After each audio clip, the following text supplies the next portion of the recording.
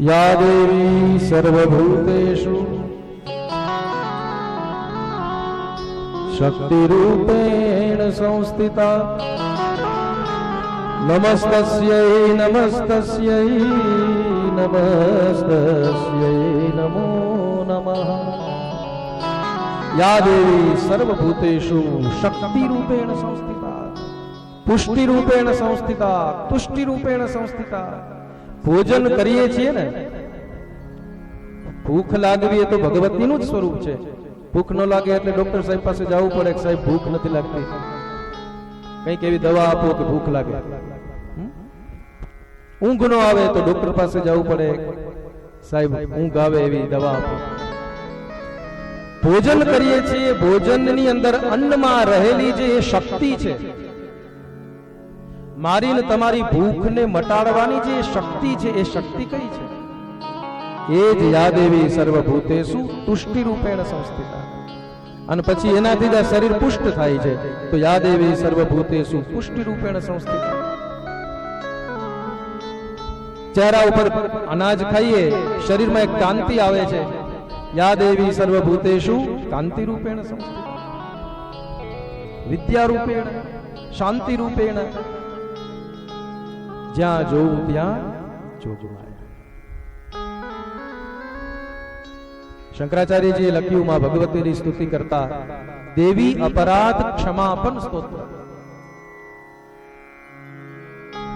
શંકરાચાર્યજી શંકરાવતાર અને શિવજીને જ વધારે એણે શિવજીને સંબંધિત સ્તોત્રો બનાવ્યા।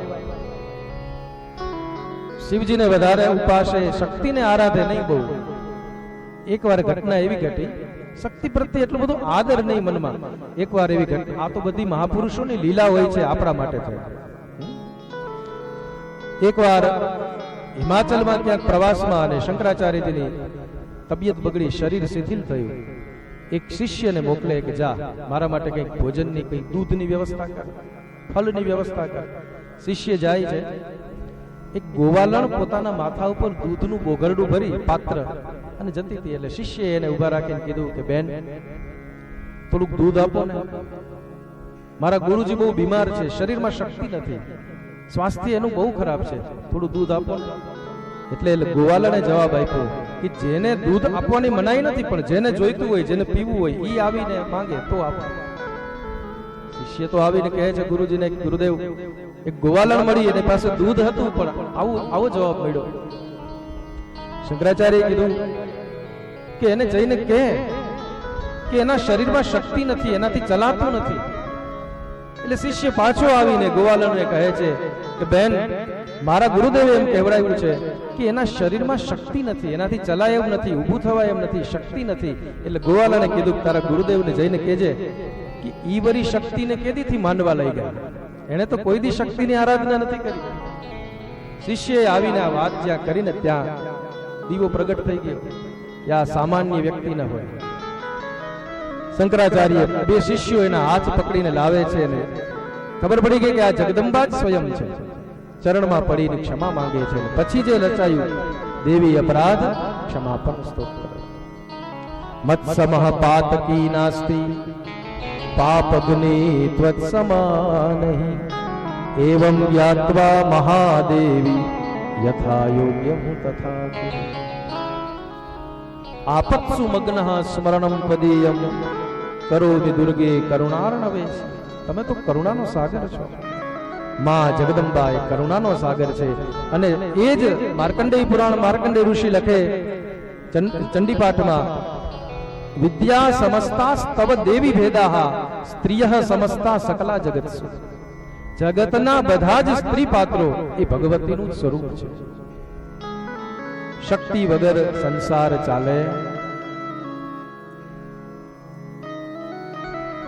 સમાજ ભલે પુરુષ પ્રધાન હોય પણ સંસાર તો સ્ત્રી પ્રધાન જ હોય। આ વાક્યને સમજજો, સમાજ પુરુષ પ્રધાન છે પણ સંસાર સ્ત્રી પ્રધાન। સ્ત્રીનો સહકાર ન મળે। કબીરજીના જીવનમાં એક ઘટેલી ઘટના, યુવાને આવીને પૂછ્યું કે મહારાજ તમે ગૃહસ્થી છો છતાંય ભક્તિ કેમ કરી શકો છો, ભજન કેમ કરી શકો?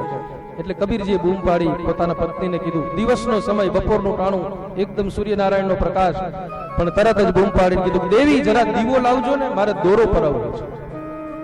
અને એમના પત્ની તરત જ દીવો પેટાવીને લઈને સીધો આપી દીધો કબીરજીને. યુવાનને કીધું કે જો આવી અનુકૂળ પત્ની મળે ને તો ગૃહસ્થી હોય તો ભજન થાય. બીજી પત્ની હોય તો એમ કે તમારી આંખો ફૂટી ગઈ છે, આ પ્રકાશમાં દેખાતું નથી, દીવાનું શું કામ છે? પતિ પત્ની બંને એકબીજાને અનુકૂળ થઈને જીવે તો ધર્મ. લગ્ન સંસ્કાર છે વાલા. લગ્ન ખાલી રિવાજ નથી, લગ્ન એટલે ખાલી વિધિ નથી, સંસ્કાર છે. પણ હવે તો લગ્નમાં જે ઉતાવળ કરાવે લોકો. ગોરદાદા સરસ ભણેલા વિદ્વાન હોય અને વ્યવસ્થિત રીતે પૂજા કરાવવા વાળા હોય, પણ એનું કોણ માને? જલ્દી કરો, જલ્દી કરો, જલ્દી કરો.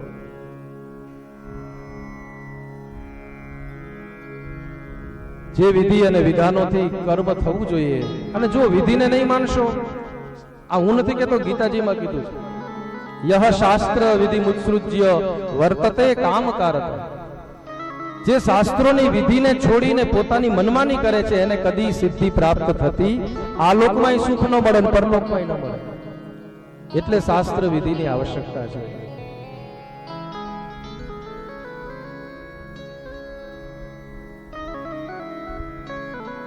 લગ્ન હોય કે શ્રાદ્ધ હોય, એ પણ એક અગ્નિ, આપણે તે 16 સંસ્કારોની ચર્ચા છે. ગર્ભાધાનથી લઈ અંતિમ સંસ્કાર સુધી આ બધા સંસ્કારો છે. તો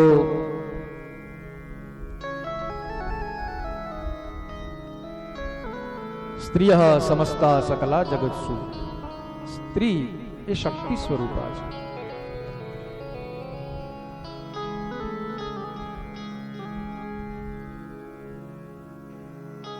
જગદંબાને સ્મરણ કર્યા. આવો કથાને આગળ વધારીએ. ભગવાનના 24 અવતારોની કથા કરી.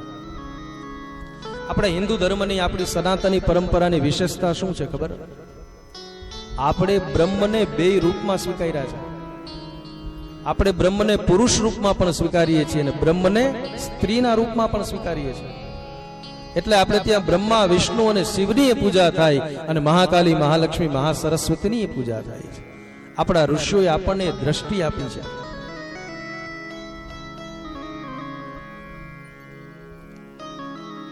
બ્રહ્મને આપણે સ્ત્રીના રૂપમાં પણ જોવાની આદત પડે એટલા માટે.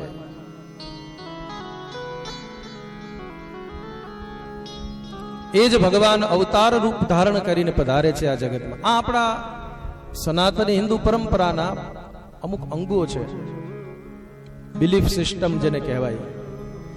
એમાં પહેલી વસ્તુ છે અવતાર. બીજા ધર્મોમાં અવતારની સંકલ્પના નથી,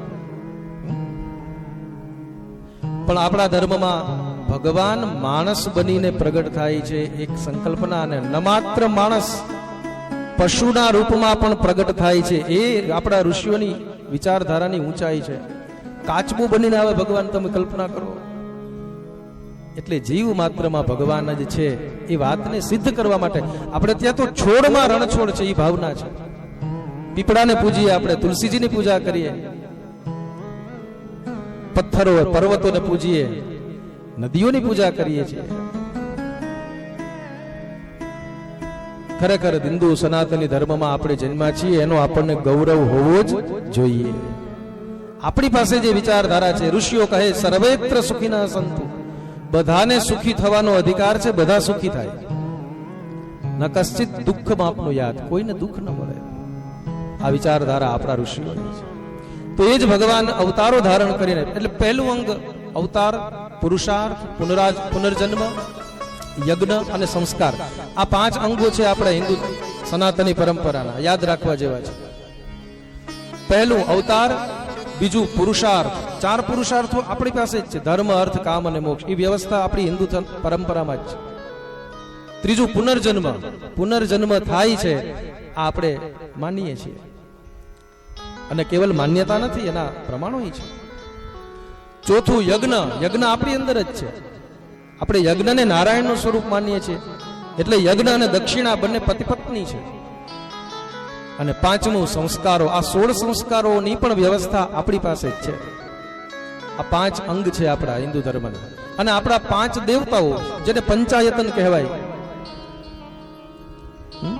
ગણપતિ દાદા, માતાજી, સૂર્યનારાયણ, વિષ્ણુ ભગવાન અને શિવજી. હવે પાંચેયમાં પછી તમારી નિષ્ઠા જે દેવમાં વધારે હોય એ પ્રધાન, અને બીજા બધા દેવતાઓ એની આસપાસ. વિષ્ણુ ભગવાનના ભક્તો વૈષ્ણવો જે હોય તો એને વિષ્ણુ પંચાયતન કહેવાય. શિવજીના ભક્તો હોય તો એ શિવ પંચાયતનની પૂજા કરે. દેવીના ભક્ત જે હોય શાક્ત, શક્તિને આરાધવા વાળા શાક્ત, શિવજીને ઉપાસવા આરાધના કરવા વાળા શૈવ, વિષ્ણુની આરાધના કરવા વાળા વૈષ્ણવ, સૂર્યની ઉપાસના કરવા વાળા સૌર. સૂર્ય પંચાયતન, શિવ પંચાયતન, વિષ્ણુ પંચાયતન, દેવી પંચાયતન, ગણેશ પંચાયતન, ગાણપત્ય.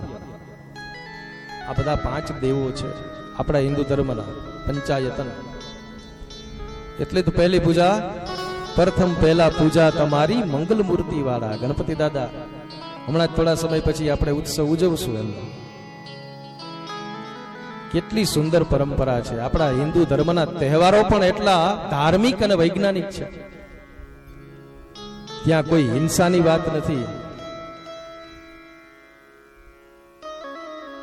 તો અવતાર, આવો અવતારોની ચર્ચા કરીએ. પહેલા અવતારમાં ભગવાન સનત કુમારો બન્યા, 4 ભાઈઓ.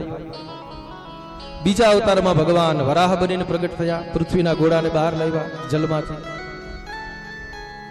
ત્રીજા અવતારમાં ભગવાન નારદ બનીને પ્રગટ થયા, દેવર્ષિ નારદ. તુર્યે ધર્મકલા સર્ગે નરનારાયણ ઋષિ. ચોથા અવતારમાં ભગવાન નરનારાયણ થયા, બદ્રિકાશ્રમમાં તપ કર્યું. એક તપસ્વીએ કેમ જીવવું, એક બ્રહ્મચારીએ કેમ જીવવું, એને શીખાડવા માટે ભગવાન તપ કરે છે. ત્યાં નરનારાયણ બનીને આવ્યા છે.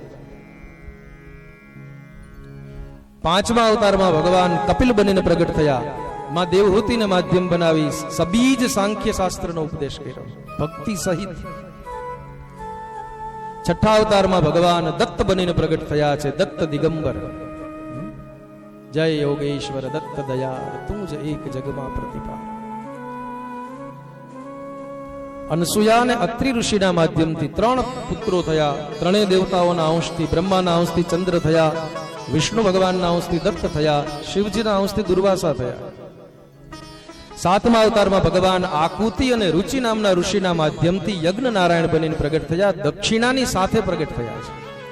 એટલા માટે યજ્ઞ દ્વારા જે આપણે બ્રાહ્મણને આપીએ છીએ એને દક્ષિણા એવો શબ્દ આપણે વાપરીએ છીએ. અગ્નિનારાયણના પત્નીનું નામ છે સ્વાહા, પિતૃઓના પત્ની છે સ્વધા, અને યજ્ઞનારાયણના પત્નીનું નામ છે દક્ષિણા. આપણે બ્રાહ્મણને એમ પૂછીએ છીએ કે તમારું ચાર્જ શું, તમારી ફી શું, કે તમારું મહેનતાણું શું, તમારું રોજ શું? નહીં, કેટલી દક્ષિણા આપીએ. દક્ષિણા શબ્દ છે, બહુ સુંદર શબ્દ છે. યજ્ઞ દક્ષિણા વગર સંપન્ન થતો નથી. પણ એ દક્ષિણાની વ્યાખ્યા શું? બોલે એક જ વાક્યમાં કહેવું હોય તો એટલું કહી શકાય કે દક્ષિણા યજમાન આપે ત્યારે પોતાની ઉદારતાનો પરિચય આપે, અને બ્રાહ્મણ સ્વીકારે ત્યારે પોતાના સંતોષીપણાનો પરિચય આપે, તો બંનેને કલ્યાણ થાય. પણ બ્રાહ્મણ સંતોષી હોવો જોઈએ એ વાક્ય અધૂરું છે. સમાજ ઉદાર હોવો જોઈએ અને બ્રાહ્મણ સંતોષી હોવો જોઈએ. દક્ષિણા અને યજ્ઞનારાયણના પત્ની થાય તો પછી ચતુર્થ સ્કંદમાં કથા છે કે એના દ્વારા જે દીકરાઓ થયા એ તોષ, પ્રતોષ, સંતોષ, ભદ્ર, ઈડસ્પતિ, ઇદ્મ, આ બધા દીકરાઓ છે. ભદ્ર એટલે કલ્યાણ. યજ્ઞ અને દક્ષિણા આપણા ઘરે આવે તો આપણું કલ્યાણ કરે છે. 8મા અવતારમાં ભગવાન નાભિરાજા અને મેરુદેવીના માધ્યમથી ઋષભદેવ બનીને પ્રગટ થયા. 9મા અવતારમાં ભગવાન પૃથુ બનીને પ્રગટ થયા. 10મા અવતારમાં ભગવાન મત્સ્ય બનીને પ્રગટ થયા. 11મા અવતારમાં ભગવાન કૂર્મ બનીને પ્રગટ થયા. 12મા અવતારમાં ભગવાન ધન્વંતરી બની અમૃતનો કુંભ લઈ બહાર આવ્યા. 13મા અવતારમાં ભગવાન મોહિની બનીને પ્રગટ થયા છે. જ્યાં ક્યાંય મોહ લાગે તો સમજવું કે આ ભગવાનનું મોહિની સ્વરૂપ છે. એમાં પણ ભગવાનનો જ દ્રષ્ટિકોણ રાખીએ. આ બધા ભગવાનના જ અવતારો છે, એના જ અંશો છે. 14મા અવતારમાં ભગવાન નરહરિ નૃસિંહ બનીને પ્રગટ થયા. 15મા અવતારમાં ભગવાન વામન બનીને આવ્યા છે. 16મા અવતારમાં ભગવાન પરશુરામ બનીને પ્રગટ થયા. બ્રહ્મદ્રોહી રાજાઓ હતા, ધર્મને દ્રોહ કરતા હતા, બ્રહ્મદ્રોહ કરતા હતા. એવા જે ઉદ્દંડ રાજાઓ હતા, સત્તાના મોહમાં નશામાં એટલા બધા છકી ગયેલા, એવા રાજાઓને દંડ દીધો છે. પછી તો પરશુરામનું નામ પડે ત્યાં થરથર ધ્રુજે. નામ તો રામ હતું, પણ પરશુ લીધું હાથમાં એટલે પરશુરામ થયા. ભાર્ગવ. બધા રાજાઓને ન મારતા પરશુરામ. પરશુરામનો કુવાડો આંધળો નહોતો. અમારા ગુરુદેવ કહે પરશુરામનો કુવાડો એટલે સજ્જનોનું જે ક્રોધ સત્તા પ્રત્યે ભેગો થાય, જ્યારે સત્તા પોતાનું કર્તવ્ય ભૂલે ત્યારે એ જે ક્રોધ અને પછી એના દ્વારા સત્તા પરિવર્તન થાય, એ સાત્વિક ક્રોધ, સમાજનું હિત કરવા વાળો ક્રોધ, એ પરશુરામજી છે. એ સમયમાં દશરથે હતા અને જનકે હતા, પણ એની સામે કઈ પરશુરામજી આમ ક્રોધ ન કરતા. 17મા અવતારમાં ભગવાન વ્યાસ બનીને પ્રગટ થયા.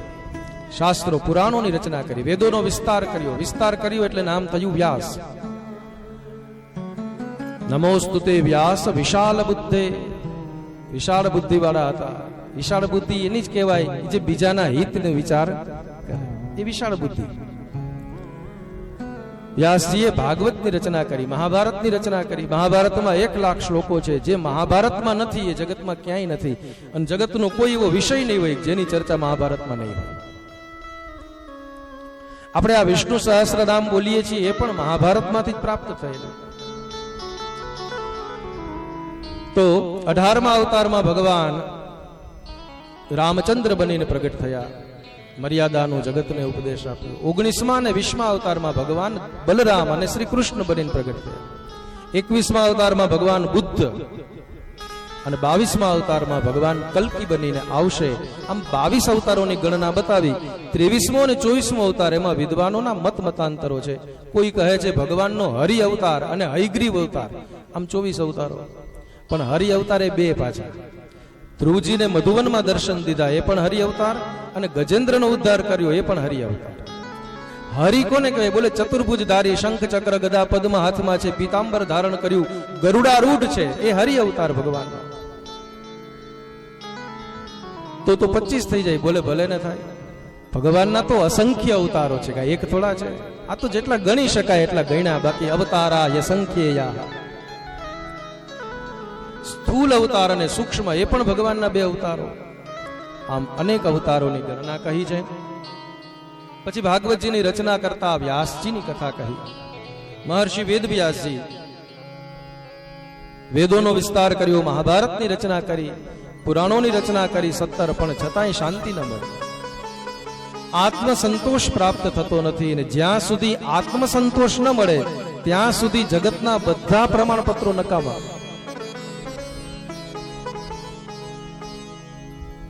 જે પોતાના આત્માથી, પોતાની જાતથી સંતુષ્ટ હોય એને પછી બીજા સાધનોની જરૂર પડે. તમે જોજો, નાનું બાળક હોય એ ધૂળમાં એને મૂકી દો તો એ એટલું મશગુલ થઈને રમે, કારણ કે આત્મારામ છે. એ આત્મથી જ સંતુષ્ટ, પોતાની જાતથી જ સંતુષ્ટ છે, પોતાના હોવાથી જ એને સંતોષ છે. એટલા માટે કોઈ પણ કાર્ય કરીએ ત્યારે જગતની પ્રશંસાની ચિંતા ન કરવી. આપણી જાતને એમ થવું જોઈએ કે નહીં, મેં મારું કામ નિષ્ઠાથી કર્યું છે, બસ. આ આત્મસંતોષ મળી જાય તો પછી જગતની બહુ ચિંતા નહીં કરવાની. આપણને જે કામ ઈશ્વરે આપ્યું છે, પછી નાનામાં નાનું કામ કેમ ન હોય? બહેનો માં તો રસોઈ બનાવે ને કદાચ પરિવારજનો પ્રશંસા ન કરે, પણ એને ખબર છે કે મેં મારું કામ નિષ્ઠાથી કર્યું છે અને બધાને ખૂબ ભાવ્યું છે, તો એ આત્મસંતોષ છે. અને જો આત્મસંતોષ નથી તો બધું નકામ. કૃતકૃત્ય ક્યારે થાય માણસ? બોલે જ્યારે આત્મસંતુષ્ટિ પ્રાપ્ત કરે. ભણવા ટાણે ભણી લે, કમાવા ટાણે કમાઈ લે, પરિવારનું પોષણ કરે, છોડવાનું ટાણું આવે ત્યાં છૂટી જાય. ભગવાન બુદ્ધના જીવનની એક ઘટના છે કે બુદ્ધ એકવાર નદીમાં સ્નાન કરીને એક શિલા ઉપર બેઠા છે. નદીના કિનારે એક શિલા છે, એના ઉપર બુદ્ધ કરુણામયી દ્રષ્ટિથી જગતને નિહાળે છે. નદીના પટમાં થોડાક છોકરાઓને રમતા જોયા એણે. બુદ્ધ એની સામે જુએ છે. આ બુદ્ધ પુરુષો હોય ને, એ દરેકમાંથી કંઈક ને કંઈક શીખે છે, કોઈને કોઈ ઘટના, કોઈને કોઈ વસ્તુઓમાંથી. એક જ વસ્તુ હોય કે એક જ ઘટના હોય, પણ એને જોવાની દ્રષ્ટિ બધાની અલગ અલગ હોય. પોતપોતાની બુદ્ધિ પ્રમાણે, પોતપોતાના દ્રષ્ટિકોણ પ્રમાણે જુએ અને નિર્ણય કરે. બુદ્ધ જુએ છે એ છોકરાઓને રમતા, અને થોડી વાર રમે છે. કોઈ માટીનો બંગલો બનાવ્યો ને કોઈ માટીમાંથી કોઈ રમકડું બનાવ્યું ને એટલા મશગુલ, એટલા તલ્લીન છે રમતમાં અને એવા આનંદમાં. સાંજનો ટાણું થયું એટલે એને બોલાવવા માટે થઈ અને કોઈ માણસ, કોઈ દાસી આવી, કારણ કે રાજઘરાનાના બાળકો હતા. દાસી આવીને કીધું કે ચાલો બાળકો, તમને તમારી માં બોલાવે છે. અંધારું થવાનું છે, સંધ્યા થઈ ગઈ છે, હવે રમવાનું પૂરું, હવે માં બોલાવે છે. અને જ્યાં આટલું કહ્યું ત્યાં ઓલા છોકરાઓએ જે માટીના રમકડાઓ બનાવ્યા હતા, જેટલી મોજથી બનાવ્યા હતા, જે મોજથી એની સાથે રમ્યા, એ જ મોજથી એ બધાને ધ્વસ્ત કરી અને રમતા રમતા એ દાસીની સાથે નીકળી ગયા. બુદ્ધિ એ જ ક્ષણે નક્કી કર્યું કે બસ જીવન પણ આમ જ હોવું જોઈએ. જીવતા હોઈએ ત્યારે એવી રીતે જીવીએ, એટલા મશગુલ થઈને પોતાના કર્તવ્યનું પાલન એટલી નિષ્ઠાથી કરીએ, પણ મનમાં એક ચિંતન રહીએ કે હાંજનું ટાણું થશે, સંધ્યા થશે અને બોલાવો જ્યારે આવશે, આમંત્રણ આવશે ભગવાનનું, ત્યારે જવાનું પણ છે. આ કાયમીનું ઠેકાણું નથી.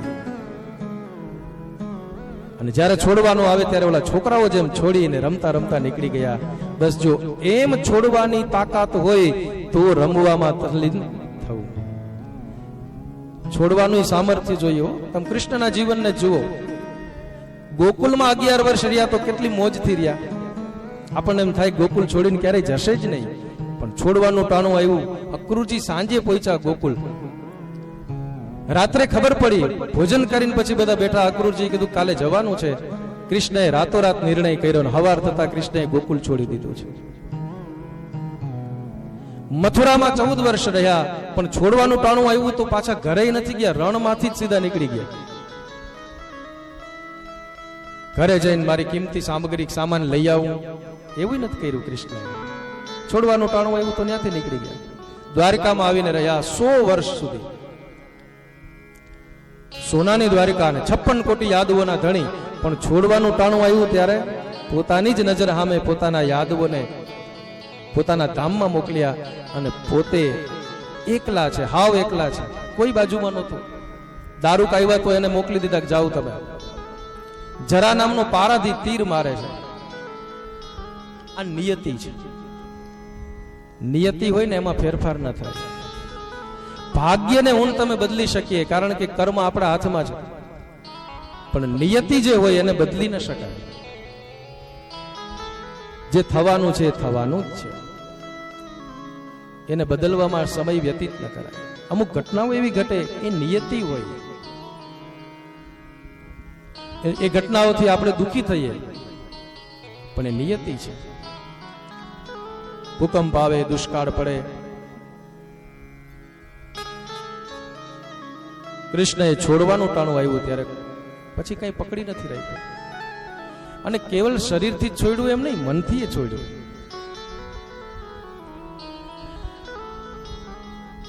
આ કૃષ્ણ છે. એટલા માટે કૃષ્ણ પરિપૂર્ણ અવતાર છે, પૂર્ણ પરબ્રહ્મ છે. કૃષ્ણ યુદ્ધમાં મેદાનમાં ઉભા રહે તો ઈ ટાણે પછી યુદ્ધનું જ ચિંતન કરે કે આ યુદ્ધમાંથી કેમ પાર થવાય, અર્જુનને કેમ જીતાડી શકાય. પછી તમે જુઓ, કૃષ્ણ શાબ્દિક સત્યને છોડી દે છે પરમ સત્યને બચાવવા માટે. અને યુધિષ્ઠિર જેવાની પાસે એમ બોલાવડાવે કે અશ્વત્થામા હતઃ નરોવા કુંજરોવા. જે માણસ કોઈ દી ખોટું નથી બોલ્યો, હા, એ યુધિષ્ઠિરના પાસે બોલાયું. અશ્વત્થામા મરાયો, અશ્વત્થામા મરાયો, અશ્વત્થામા મરાયો. ઉડતી ઉડતી વાત દ્રોણાચાર્યના કાનમાં પડી. દ્રોણનો દીકરો અશ્વત્થામા ને બહુ વાલો, બહુ પ્રિય હતો અશ્વત્થામા. એના માટે તો ગાય લેવા માટે ગયા, દ્રુપદારે વેર થયું.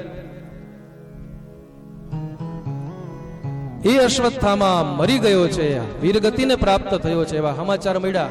નક્કી કરવા માટે થઈ અને દ્રોણાચાર્ય જાય છે. બીજા કોઈ પર ભરોસો નહોતો, યુધિષ્ઠિર ઉપર ભરોસો હતો. યુધિષ્ઠિર તું કે ને તો માનો કે મારો અશ્વત્થામા મરાયો.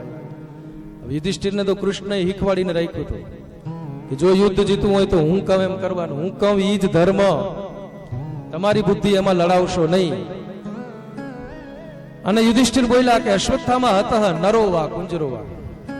ઈ આમ દ્રોણાચાર્ય થોડાક છેટા ગયા ને પછી નરોવા કુંજરોવા બોલ્યા, એમ એને સંભળાય નહીં એમ. કુંજર એટલે હાથી. અશ્વત્થામાં મર્યો છે પણ માણસ કે હાથી ઈ બહુ પાકી ખબર. અને પછી દ્રોણાચાર્ય ની વીરગતિ થઈ. પણ કહેવાનો અર્થ એ છે કે કૃષ્ણ પરમ સત્યને બચાવવા કદાચ ક્યારેક શાબ્દિક સત્યને ત્યાગી દે છે, તણખલાની જેમ ત્યાગી દે. તો સોનાની દ્વારિકામાં રહેવાનો અધિકાર છે. વ્યાસજીને આત્મસંતોષ ન થયો. વિચારે છે કે શું કરું તો મને આત્મસંતોષ મળે, કૃતકૃત્ય થાઉં. જો જ્ઞાન માર્ગના આચાર્ય છે, જ્ઞાનાવતાર છે વ્યાસ, પણ જ્ઞાન મૂંઝાય ને ત્યારે ભક્તિ જેનું માર્ગદર્શન કરે. નારદજી આવ્યા છે, એ પણ ભગવાનનો જ અવતાર, પણ નારદ ભક્તિ માર્ગના આચાર્ય છે. શંકરાચાર્યએ પાછલી ઉંમરે સ્તોત્ર બનાવ્યું, ચરપટ પંજરિકા સ્તોત્ર, અને કહ્યું જ્ઞાન માર્ગના આચાર્ય છે શંકરાચાર્ય, પણ સૂત્ર આપ્યું ભક્તિ માર્ગનું. દિનમપી રજની સાયં પ્રાતઃ શિશિર વસંતો પુનરાયાતઃ કાલઃ ક્રીડતી ગચ્છત્યાયુઃ તદપી ન મુંચત્યાશાવાયુઃ. માટે ભજ ગોવિંદમ ભજ ગોવિંદમ ગોવિંદમ ભજ મૂઢમતે પ્રાપ્તે સન્નિહિતે વર્ણે નહીં નહીં રક્ષતિ પુત્રોય કરણે.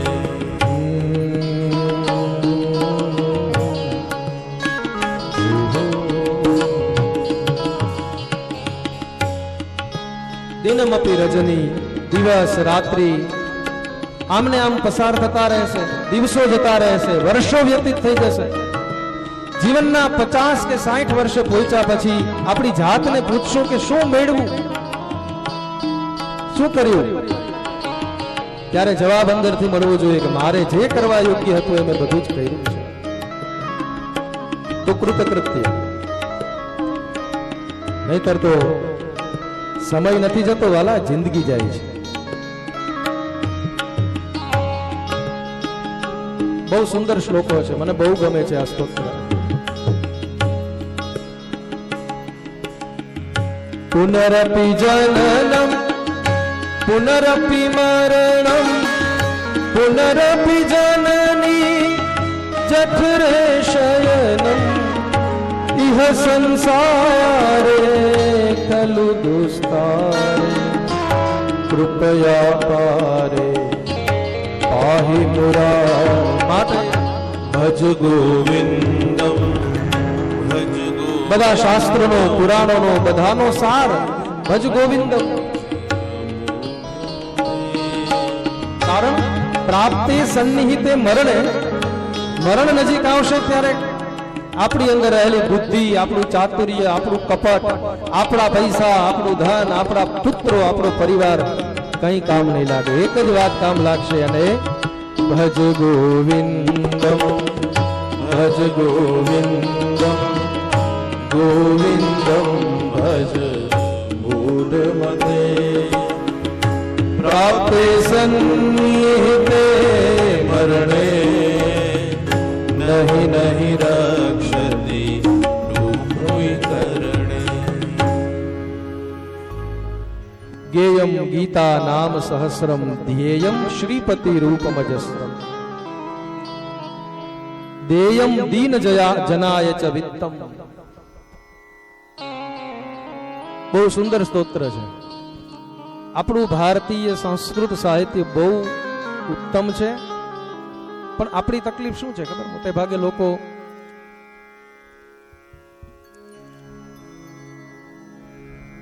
આપણે એમ કહીએ કે આ વાક્ય વ્યાસજીનું છે, ખાસ કરીને યુવા પેઢી.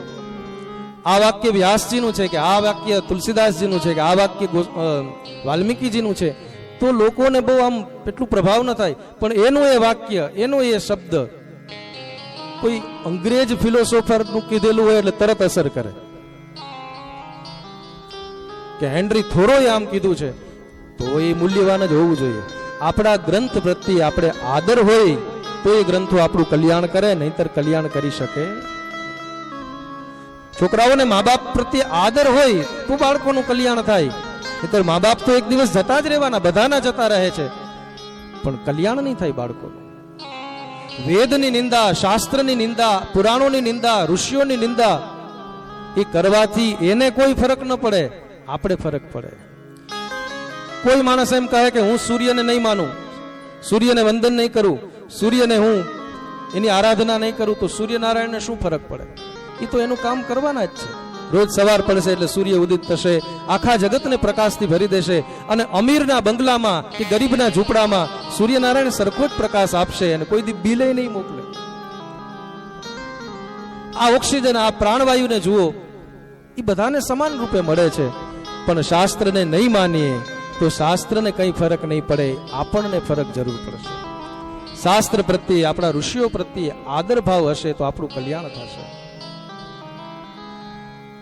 ગોસ્વામીજી કહે છે, જેણે પોતાની આખી જિંદગી, આ વ્યાસજીને જુઓ, આખું જીવન જગતના કલ્યાણની વાતો લખવામાં વિતાવી છે, અને લખાતું એમને એમ નથી, એના માટે વિચારવું પડે, એના મય બની જવું પડે.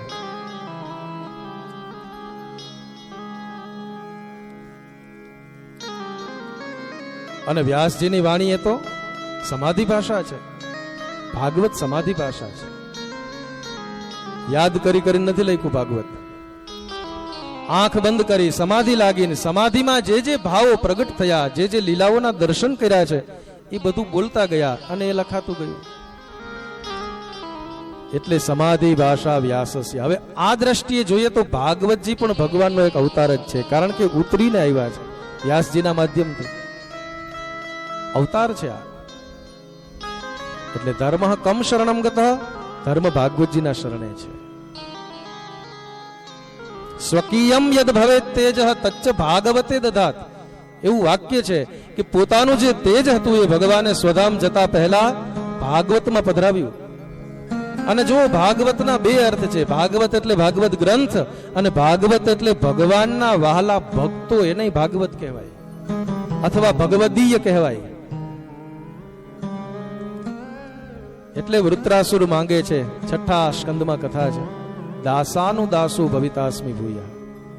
અસુર હોવા છતાં એની ગણતરી વૈષ્ણવોમાં થઈ છે. વૃત્રાસુર, આપણે એની કથા આગળ વિસ્તારથી જોશું, પણ ભક્તિમાં દાસત્વનો મહિમા છે.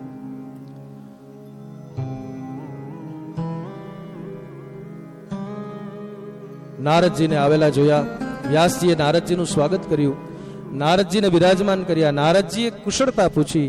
વ્યાસજી કહે છે, મારું મન પ્રસન્ન નથી.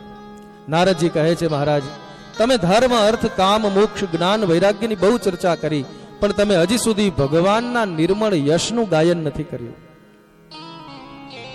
જ્ઞાન વૈરાગ્યની વાતો, ધર્મ, અર્થ, કામ, મોક્ષ બધાની ચર્ચાઓ કરવાથી ભગવાન પ્રાપ્ત થતા નથી. ભગવાન તો હરે કૃષ્ણ કૃષ્ણ કૃષ્ણ હરે હરે, હરે રામ. એટલા માટે મને પૂજ્યપાદ ડોંગરે બાપાનું સ્મરણ થાય. એમ કહેતા કે નવરા હોઈએ ત્યારે હાથમાં માળા લઈ અથવા એકાંતમાં બેસીને હરે કૃષ્ણ કરવું. બહુ પુસ્તકો વાંચવાથી ક્યારેક ક્યારેક આપણી બુદ્ધિ ભ્રમમાં પડી જાય. ઘણા નથી કહેતા કે આ ગ્રંથમાં આમ કીધું છે ને આ ગ્રંથમાં આમ કીધું, અમારે શું માનવું? જુઓ, દરેક ગ્રંથની પોતાની એક વિશેષતા છે. શિવપુરાણ વાંચો તો શિવ જ બધું છે, સર્વમ શિવમયમ જગત.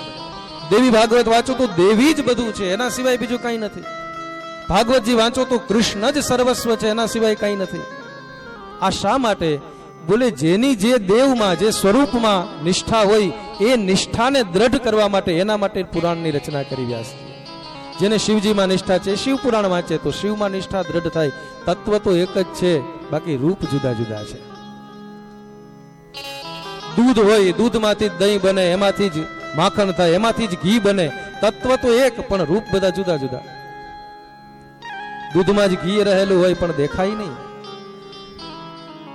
પ્રોસીજર થાય ને પછી એમાંથી ધીમે ધીમે એક એક તત્વ જુદા થાય.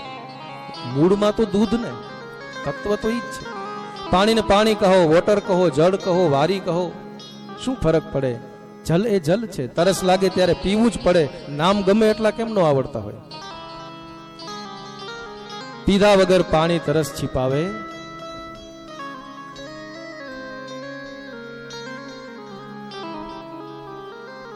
પુસ્તકો ગમે એટલા વાંચી લઈએ. પેલું એક વાક્ય છે, કોઈ કવિએ સરસ લખ્યું છે કે તાપથી અવસાન પામ્યો એક નર, તાપથી અવસાન પામ્યો એક નર, એ હતો પીએચડી તડકા ઉપર. તડકા વિશે એની પાસે એટલું નોલેજ હતું, પીએચડી કર્યું હતું એના ઉપર, પણ એનો એ માણસ તાપથી અવસાન પામ્યો. જ્ઞાનમ ભારહ ક્રિયામ વિના. જ્ઞાન જો ક્રિયામાં ના ઉતરે તો એ તો બોજ છે, અને બોજ લઈને માણસ ફરતો હોય.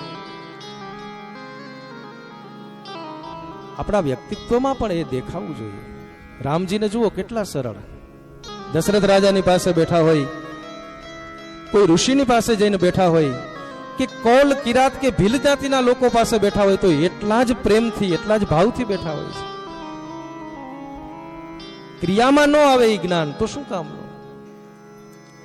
આપણા વ્યક્તિત્વનો કોઈને વજન ન લાગવો જોઈએ.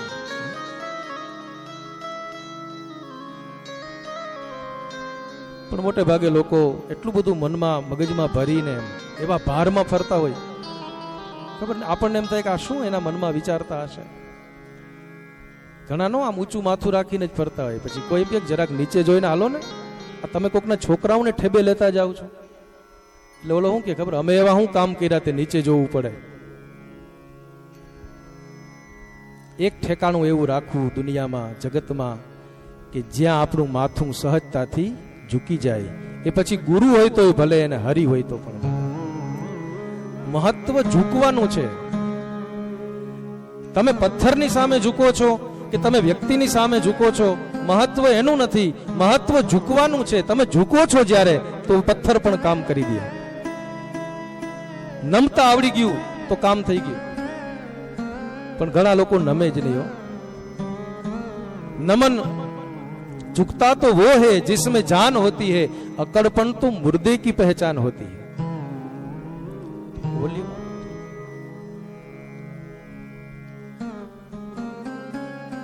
એક ઠેકાણું એવું રાખવું કે જ્યાં આપણે સહજતાથી નમી શકીએ. એટલા માટે ગુરુ. અને નમવાથી શું થાય? બોલે અહંકાર દૂર થાય. ગુરુ આપણા અહંકારને તોડે. ક્યારેક ક્યારેક જીવનમાં એવી ઘટનાઓ ઘટે કે આપણા અહંકારને તોડવા માટે ઘટતી હોય છે.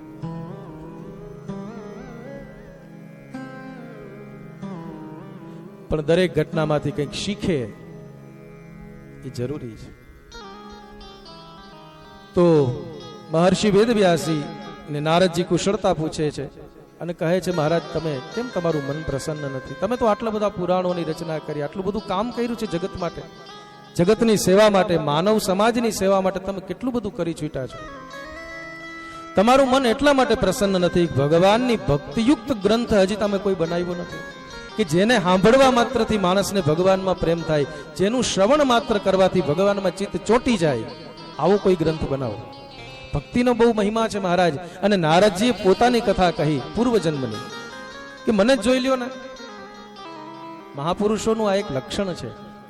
હનુમાનજી ગયા લંકામાં, વિભીષણનો ભેટો થયો. વિભીષણ બોલ્યા છે કે હું એક અસુર જાતિનો માણસ, મને ભગવાન કેમ મળશે? હનુમાનજી કે મને જોવો ને, હું તો એક વાનર છું. પ્રાત લઈ જો નામ હમારા, તાહી દિન તેહી ન મિલે આહારા. હવારે અમારા નામ લઈ લે તો એને ભોજન ન મળે આખો દિવસ, એવો હું અધમ વાનર. આવું હનુમાનજી કહે છે. છતાં મને જો ભગવાન મળતા હોય તો તમને ભગવાન કેમ ન મળે? આ સંતોનું કામ છે. નારદજી કે મને જ જુઓ, હું પૂર્વમાં દાસી પુત્ર હતો, મારી માં વિધવા હતી, એક બ્રાહ્મણના ઘરે નોકરી કરતી મારી માં, હું એની સાથે જ હતો. પણ એ બ્રાહ્મણ વેદપાઠી બ્રાહ્મણ હતા, એના ઘરે સાધુ સંતો પધારતા, અમને એની સેવાનો લાભ મળતો.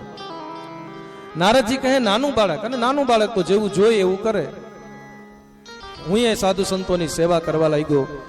સમય જતા સેવાથી મારું ચિત્ત શુદ્ધ થયું. સેવાથી ચિત્ત શુદ્ધ થાય. કારણ કે સેવા કરવી હોય ને તો પોતાના સુખનો ત્યાગ કરવો પડે. જેની સેવા કરીએ છીએ એનો સમય સાચવવો પડે. મા બાપની સેવા કરતા હોય તો મા બાપની સેવા કરતા વખતે પોતાના સુખનો ત્યાગ કરી દેવો પડે. સંતોની, ગુરુજનોની, બ્રાહ્મણોની કે કોઈ દેવતાઓની જ્યારે સેવા કરીએ છીએ ત્યારે આપણે આપણા સુખને છોડી દેવું પડે. રાત્રે ઊંઘમાં બરાબર માંડ ઊંઘ આવી હોય અને બીમાર વૃદ્ધ બાપ બૂમ પાડીને બોલાવે અને દીકરો તરત દોડીને જાય, આ સેવા છે. શાસ્ત્ર કહે છે સેવા ધર્મો પરમ ગહનો યોગીનામ અપ્યગમ્ય. સેવા ધર્મ છે બહુ કઠિન છે, એટલા માટે વૈષ્ણવ જે કરે એને સેવા કહેવાય. જુઓ, દેવતાઓની પૂજા થાય, મૂર્તિ શબ્દની હારે પૂજા શબ્દ લાગુ પડે. મૂર્તિ પૂજા અને સ્વરૂપ સેવા. ત્યાં ઠાકોરજી પ્રત્યક્ષ છે એવો ભાવ છે. બાલકૃષ્ણના રૂપમાં હોય તો બાળક છે એવા ભાવથી પણ એની સેવા થાય. એટલે સામગ્રી સિદ્ધ કરીને અર્પણ કરાય. ફળો અર્પણ કરીએ તો એને પહેલા સિદ્ધ કરે વૈષ્ણવોને, પછી કારણ કે નાનું બાળક છે તો એને એ પ્રમાણે આપવું પડે. જે સ્વરૂપને આપણે સેવતા હોઈએ એને અનુકૂળ બનીને રહેવું પડે. એટલે સ્વરૂપ સેવા. સેવા પાછી 3 પ્રકારની, પણ એમાં આપણે નથી જવું. કહે છે કે સેવા કરતા કરતા મારું ચિત્ત શુદ્ધ થયું. નારદજી કહે છે સંતોનો સંગ મને ગમવા લાગ્યો. રમવા જતો એ રમવાનું બંધ થઈ ગયું. સંતોની પાસે બેસીને હું કથાઓ સાંભળું ભગવાનની, અને એમ કરતા કરતા મને ભગવાનમાં પ્રેમ થયો. ચાતુર્માસ પૂર્ણ થયા, સંતો જવા લાગ્યા. નારદજી કહે છે મેં એના ચરણમાં પડીને આજીજી કરી, મહારાજ મને ભેગો લઈ જાઓ, હવે મારાથી અહીંયા રહેવાશે નહીં. સંતો કહે કે નહીં, તારી માનું ઋણ છે તારા ઉપર, તારા કર્તવ્યનું પાલન કર. આ કઈ લેભાગું નહોતા કે છોકરાને ભેગો લઈ જાય તો કઈ કામ આવશે નહીં. સંતો સાચા સંતો જે કહે છે કે નહીં, એમ અમારાથી ન લઈ જવાય. તારા ઉપર તારા મા બાપનું ઋણ છે, અને જ્યાં સુધી મા આજ્ઞા ન આપે ત્યાં સુધી તો સંન્યાસ પણ સફળ ન થાય. શંકરાચાર્યના જીવનની કથા છે. નાનપણમાં જ એને સંન્યાસ લેવાની ઈચ્છા, પણ મા આજ્ઞા નહોતા આપતા. એક દિવસ માં નદીના કિનારે કપડા ધોવે છે. નાના શંકર ત્યાં રમે છે, ને રમતા રમતા લીલા કરી નદીમાં પડ્યા. મગરે પગ પકડ્યો. શંકરાચાર્ય બૂમો પાડે, માં બચાવ, માં બચાવ, માં બચાવ. માએ દોડીને શંકરાચાર્યના હાથ પકડા. એક બાજુથી મગર ખેંચે છે, એક બાજુથી માં ખેંચે છે. અચાનક શંકરે કીધું કે માં, મને લાગે છે કે મારું જીવન હવે અહીંયા સમાપ્ત થવા જઈ રહ્યું છે. માં, એક કામ કર, મને જગતને માટે થઈને જીવવાની જો આજ્ઞા આપને તો કદાચ બની શકે કે હું બચી જાઉં. માં, તારા ભાગ્યમાં તો હવે હું નથી રહ્યો, પણ કદાચ જગતના ભાગ્યમાં હું હોઉં તો હું બચી જાઉં. માએ વિચાર કર્યો કે ભલે મારો દીકરો મારી સાથે ન હોય, પણ જ્યાં હશે ત્યાં કુશળ તો હશે ને. એટલે માએ તરત આજ્ઞા આપી, જા બેટા, તને સંન્યાસ લેવાની છૂટ આપું છું, પણ એક શરત, મારો અંત સમય આવે ત્યારે બને એકવાર મોઢું બતાવજો. અને આદિ શંકર, જ્ઞાન માર્ગનો એ આચાર્ય, સનાતનના ધ્વજને જેણે આખા જગતમાં ફેરવ્યો, ફરકાવ્યો, એ શંકર પણ જ્યારે અંત સમય આવ્યો છે માનો, ત્યારે એ માને મળવા જાય છે. મોટા મોટા મહાપુરુષોને જોયા છે કે આખું જગત એને નમતું હોય, પણ પોતાની માના ચરણમાં બાળક પડે એમ પડી જાય. આ માની મમતા અને આ માનું મહત્વ છે.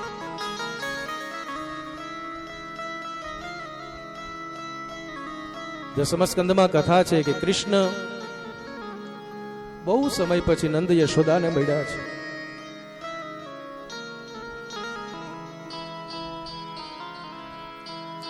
છપ્પન કોટી યાદવોનો નાથ, સોનાની દ્વારિકાનો અધિપતિ, પણ એક નાનું બાળક જેમ માની ગોદમાં હોઈ જાય એમ માથું મૂકીને કૃષ્ણ યશોદાની ગોદમાં સૂતા કે માં, મારા માથા ઉપર હાથ ફેરવો.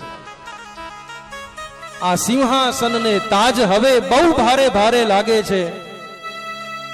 માં, આખા જગતનો બોજ હું સંભાળું છું. કોઈને કઈ તકલીફ પડે તો મારી પાસે આવીને મને પોતાની તકલીફ સંભળાવે, પણ મારી વેદના ક્યાં જઈને ઠલવું? હું જગતનો નાથ, પણ માં તારા વગર તો હું અનાથ. અને ઘણા દિવસો યશોદાજી નંદ બાબા ત્યાં રોકાણા છે, અને કૃષ્ણ પત્નીઓએ સેવા કરી છે. માં,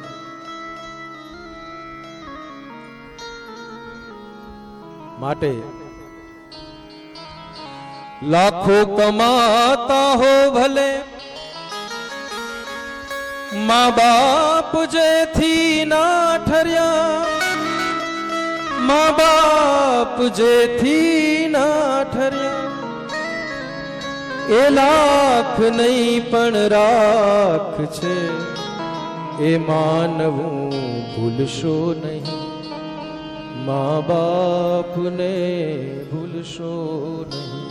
પુનિતજીનું ભજન છે. ભૂલો ભલે બીજું બધું, મા બાપને ભૂલશો નહીં. અગણિત છે ઉપકાર એહ વિસરશો નહીં, મા બાપને ભૂલશો. ધન ખર્ચતા મળશે બધું, પણ માતા પિતા મળશે નહીં. એકવાર ગયેલા મા બાપ, અને આપણી હિન્દુ પરંપરા કેટલી ઊંચાઈ વાળી છે તમે વિચારો.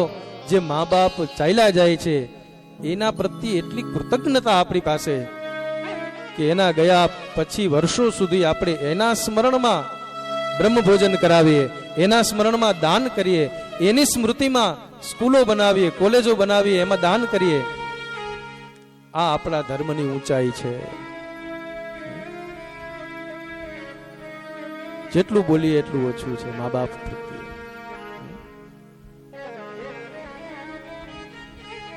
ભીને સુઈ પોતે અને સુકે સુવાડ્યા આપને, એની અમીમય આંખને ભૂલીને ભીંજવશો નહીં.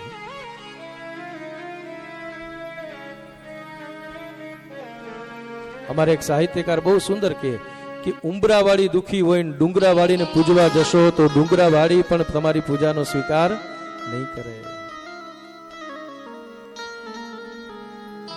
સમાજની સેવા કરીએ, ધર્મ કાર્યો કરીએ, બધું જ કરીએ, પણ સૌથી પહેલા મા બાપની સેવા. અને સેવા એટલે ખાલી પગ દબાવવા એ જ નહીં, કે કેમ પ્રસન્ન રહે એનો સતત વિચાર, એ સેવા. ગુરુની સેવા એટલે ગુરુથી ભલે ને આપણે હાવ નજીક ન હોઈએ, વરહમાં એકાદ બે વાર મળતા હોઈએ, પણ ગુરુએ જે કહેલું છે એના પગલે પગલે ચાલવું, એ ગુરુની સેવા છે. અને સેવા વગર ચિત્ત શુદ્ધ થાય. કહે છે કે તારી માનું ઋણ છે તારા ઉપર બેટા, એટલે તારાથી અમારી સાથે ન અવાય, પણ તને એક આધાર આપીએ છીએ, એક મંત્ર આપ્યો છે. વાસુદેવ ગાયત્રી જેને કહેવાય છે. ઓમ નમો ભગવતે તુભ્યમ વાસુદેવાય ધીમહિ પ્રદ્યુમ્નાય નિરુદ્ધાય નમઃ સંકર્ષણાય છે. મન, બુદ્ધિ, ચિત્ત અને અહંકાર, આને અંતઃકરણ ચતુષ્ટય કહેવાય. ચાર વસ્તુ, આમ તો એક જ તત્વના ચાર રૂપ, મન કહો, બુદ્ધિ કહો, ચિત્ત કહો, અહંકાર કહો. એ અંતઃકરણની શુદ્ધિ માટે ચાર દેવતાઓ આમાં છે. આમ તો ભગવાનના જ બધા રૂપો, પણ ઓમ નમો ભગવતે તુભ્યમ વાસુદેવાય ધીમહિ પ્રદ્યુમ્નાય અનિરુદ્ધાય નમઃ સંકર્ષણાય છે. આ ચતુર્વ્યૂહ છે જે દ્વારકામાં પ્રગટ છે. રામાવતારમાં રામ, લખન, ભરત અને શત્રુઘ્ન ચતુર્વ્યૂહમાં પ્રભુ પ્રગટ થયા છે. બેટા આ મંત્રનો જપ કરજે અને તારી માના ઋણમાંથી મુક્ત થવાનો પ્રયાસ કરજે. તારી માતાના ગયા પછી તું અમારી પાસે આવજે. સંતો ગયા, નારદજીએ મંત્રનો જપ કરવા લાગ્યા. કેટલા જપ કર્યા હતા? બોલે ઈ ગણ્યા નહીં, કારણ કે એમાં કોઈ સકામ કામના હતી જ નહીં. કોઈ સકામ કર્મ હોય, કોઈ ફલ વિશેષની પ્રાપ્તિ કરવી હોય અને જે અનુષ્ઠાન કરવામાં આવે એમાં મંત્રોની એક ગણના નિશ્ચિત હોય, એક સંખ્યા નિશ્ચિત હોય, જેમ 1.25 લાખ મૃત્યુંજય. પણ અહીંયા કોઈ કામના નહોતી, બસ ચિત્ત શુદ્ધિ માટે જપ કરતા હતા. એટલે નારદજી સતત જપ કરે, સતત જપ કરે. એક દિવસ સાયંકાલના સમયે ગૌશાળામાં ગાય દોવા માટે ગયેલી નારદજીના એ માતા સર્પદંશ થતા મૃત્યુ પામે છે. નારદજી એમની ઉત્તર ક્રિયા કરે છે. નારદજી કહે છે કે પછી હું ઉત્તર દિશામાં ગયો, મધુવનમાં આવ્યો અને ત્યાં બેસીને મેં આ જપ કર્યા છે. જપ કરતા કરતા આ ધ્રુવજીએ મધુવનમાં જ આવ્યા હતા. જુઓ, નારદજીએ જ મોકલા હતા. એટલા જપ કર્યા કે ચિત્ત શુદ્ધ થયું, ને ચિત્ત શુદ્ધ થતા ભગવાનનું દર્શન અંતઃકરણમાં ઝાંખી થઈ. નારદજી કહે છે, વ્યાસજી, એ જે ભગવાનનું સ્વરૂપ હતું, એ જે દશા હતી, એનું વર્ણન શબ્દોથી હું ન કરી શકું. એટલી સ્વરૂપની એ ઝાંખી એટલી અદ્ભુત હતી. મૂંગા માણસના મોઢામાં સાકરનો ટુકડો મૂકી દેવામાં આવે અને પછી કોઈ પૂછે કે બોલ, આ તને કેવું લાગ્યું, તો એની પાસે શબ્દ નથી, વાચા નથી, વાણી નથી, પણ એના ચહેરાની પ્રસન્નતા કહી દે કે આને બહુ મીઠો લાગ્યો છે. આકૃતિ ગુણાન કથાયતી.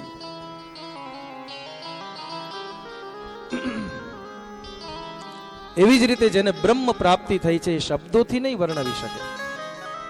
જેની જેવી અનુભૂતિ, બધાની અનુભૂતિ જુદી જુદી હોય.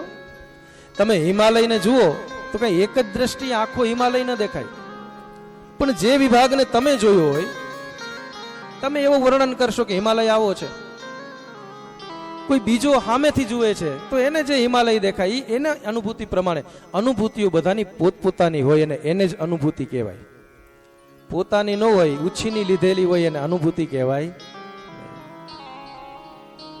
શબ્દ ઉછીના લઈ શકાય વાલા, અનુભૂતિ ઉછીની ન હોય.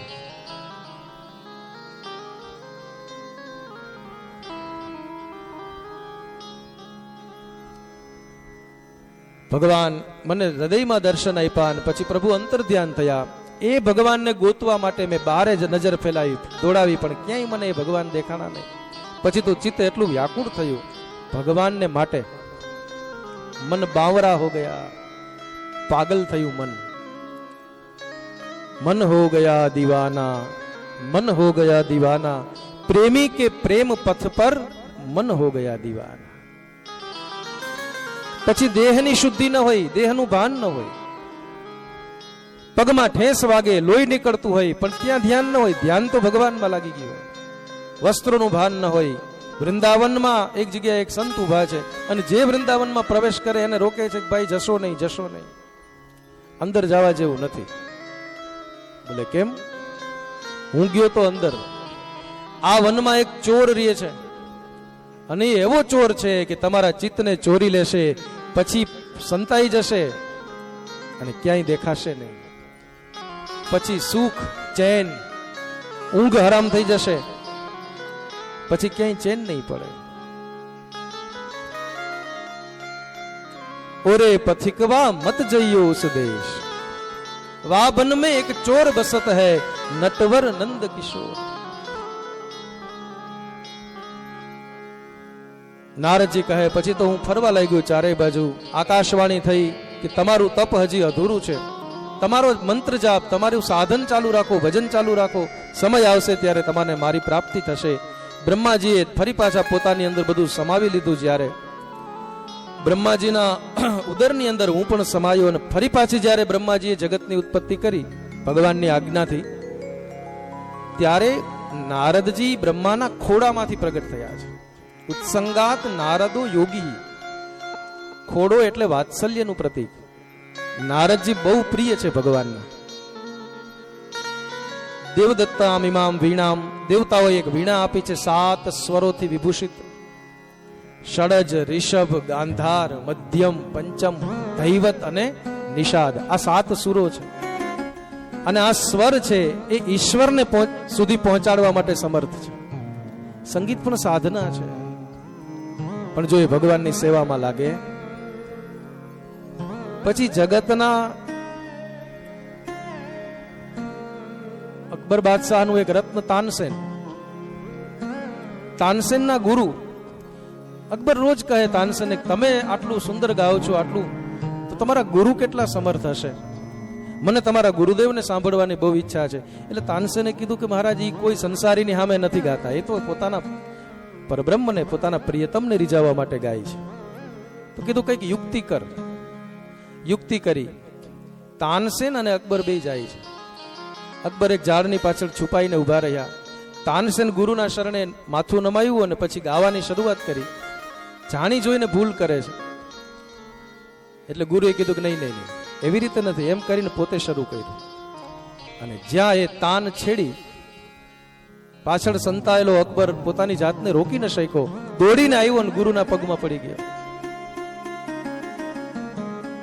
પછી તાનસેનને પૂછ્યું કે તાનસેન, તમે આટલું સુંદર ગાઓ છો, પણ જે મીઠાશ, જે આનંદ તમારા ગુરુદેવના કંઠમાં છે એ કેમ નથી? ત્યારે તાનસેને બહુ સુંદર જવાબ આપ્યો કે મહારાજ, ક્ષમા કરજો અવિવેક થાય તો, પણ હું આ બાદશાહને રીઝવવા, મતલબ તમને રીઝવવા ગાઉં છું, જ્યારે મારો ગુરુ જગતના બાદશાહને, જે બધાનો નાથ છે, એને રીઝવવા ગાય છે. આપણી અંદર રહેલી વિદ્યા, આપણી બુદ્ધિ, આપણી કળા, આપણા બધા જ સંસાધનો જ્યારે જગતની સેવામાં, જગતરૂપી જગદીશની સેવામાં લાગે ત્યારે જ સફળ થાય.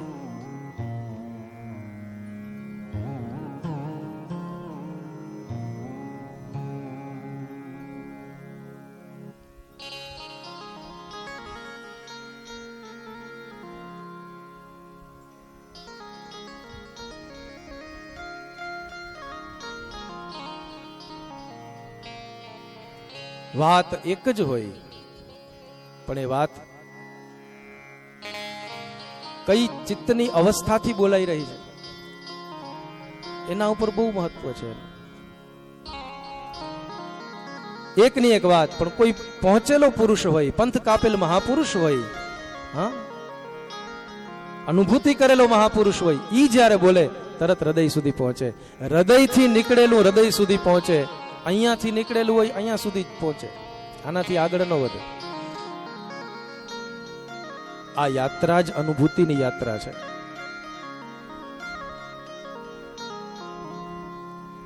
ચલતે ચલતે યું હી કોઈ મિલ ગયા, કોઈ મળી જાય જેને આપણે ગોતીએ છીએ પરબ્રહ્મ. પણ ચાલતા રહીએ, ચરઈ વેતી. છોડીએ નહીં આપણા સાધનોને, આપણા ભજનને. નારદજી એ 7 સ્વરોથી વિભૂષિત વીણા લઈ અને જગતમાં ફરતા રહે અને જગતને નારાયણ નારાયણનું સંકીર્તન કરાવે છે. 7 સુરો કા બહેતા દરિયા तेरे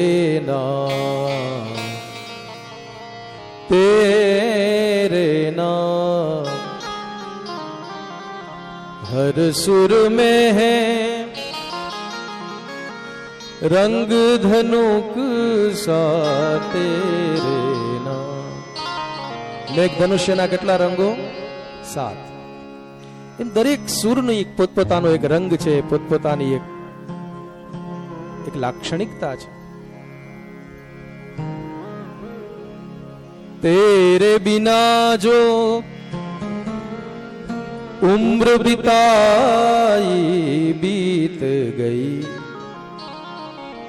શબ્દો ઉપર ધ્યાન આપજો, બહુ સુંદર શબ્દ છે. तेरे बिना जो उम्र बिताई बीत गई. ભગવાન વગર જે વીતે એનું નામ ઉંમર, અને ભગવાનની હારે જે વીતે એનું નામ જીવન, એ જિંદગી. अब इस उम्र का बाकी हिस्सा तेरे नाम तेरे नाम.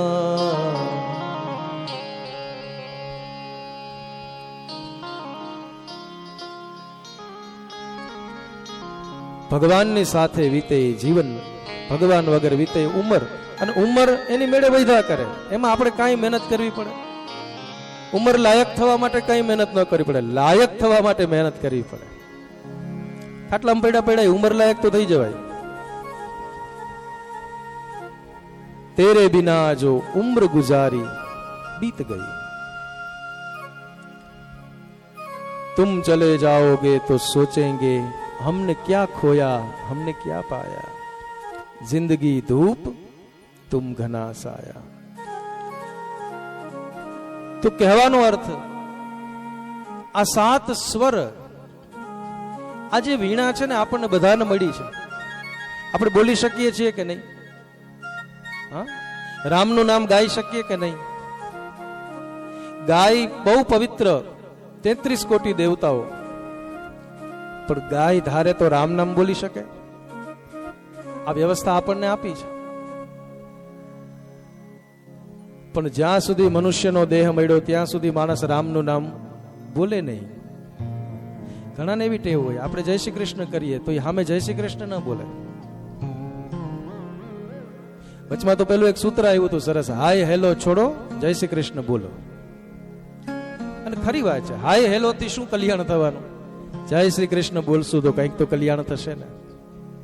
નામનો એ મહિમા છે. ઘણાને આદત હોય બોલે જ નહીં.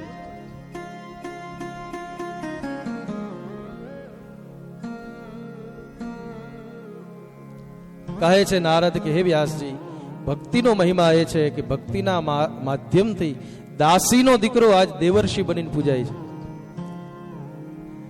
વૈકુંઠમાં જાય તો એ નારદજીને કોઈ રોકે એવું ક્યાંય આપણે ગ્રંથોમાં વાંચ્યું નથી. કંસની પાસે જાય તો એટલું જ માન મેળવે, કંસે એનું સ્વાગત કરે. રાવણ પાસે જાય તો એ રાવણ નારદજીનું સ્વાગત કરે, અને રામજી પાસે જાય તો નારદજીનું એટલું જ સન્માન. નારદ છે ને એ મીડિયા છે એ જગત, પણ નિષ્પક્ષ. દરેક જગ્યાએ જાય ત્યાં સન્માન મળે, અને જગતમાં જે સારા સારા પાત્રો છે એને જગતની સામે લઈ આવવાનું કામ કરે છે. ઘણી વખત મીડિયા માત્ર નકારાત્મકતા જ પીરસતી હોય, પણ નારદજી ભક્તોને ઉજાગર કરે છે, જગતની સામે એવા પાત્રોને લઈ આવે છે. વ્યાસજીને કહ્યું કે મહારાજ, હું તમને 4 શ્લોકો આપું, તમે આનો વિસ્તાર કરો. તમારું તો કામ જ છે વિસ્તાર કરવાનું, કારણ કે તમે વ્યાસ છો. ચતુશ્લોકી ભાગવત આપ્યું. નારદજી ત્યાંથી ગયા. વ્યાસજીએ 4 શ્લોકોમાંથી 18,000 શ્લોકો વાળી દિવ્ય સંહિતાનું નિર્માણ કર્યું છે. એને જ આપણે ભાગવતજી કહીએ છીએ. બોલીએ ભાગવત ભગવાન કી. ગણપતિ દાદાનું નામ લઈ ગણપતિને બોલાવ્યા છે, અને ગણપતિ દાદાની મદદ લઈ અને પછી ભાગવતજીની રચના થઈ. ગણપતિ એટલે જ્ઞાન. વ્યાસજી જ્યાં રહે છે એ સરસ્વતીનો તટ છે. સરસ્વતી જ્ઞાન નદી છે, જ્ઞાન સ્વરૂપિણી છે, પણ ગુપ્ત છે. સરસ્વતી ત્રિવેણી સંગમમાં પ્રગટ નથી. ગંગા એટલે વૈરાગ્ય. ગંગાનો કાંઠો વૈરાગ્યનો કાંઠો છે. એટલે તમે જુઓ, મોટા મોટા ભક્તો સંતો વિરાગી બની જાય પછી ગંગા કાંઠે જાય. યમુનાજીનો કાંઠો એ ભક્તિનો તટ છે. યમુનાજી ભક્તિ સ્વરૂપી છે, અને સરસ્વતી એટલે જ્ઞાન નદી. વ્યાસજીનો આશ્રમ સરસ્વતીના તટ પર છે. બ્રહ્મ નદ્યામ સરસ્વત્યામ આશ્રમ પશ્ચિમે તટે. આવું ભાગવતજીમાં વર્ણન છે. શમ્યા પ્રાસૈતિ પ્રોક્તમ ઋષિણામ સત્રવર્ધનમ.